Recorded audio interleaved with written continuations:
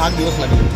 पूर्ण लाईटिंग वगैरे करून जी आमची टीम होती पूर्ण अबाउट 30 जणांची टीम होती आणि मंडळाचे पण काही सदस्य होते. त्यांनी पण हेल्प केली. शिव शंभू ग्रुपचे जे अध्यक्ष आहेत म्हणजे सुरेकर, त्यांनी आम्हाला खूप मार्गदर्शन केलं. पण काय करायचं आहे, काय करू शकता, त्यांची पण हेल्प खूप लागली.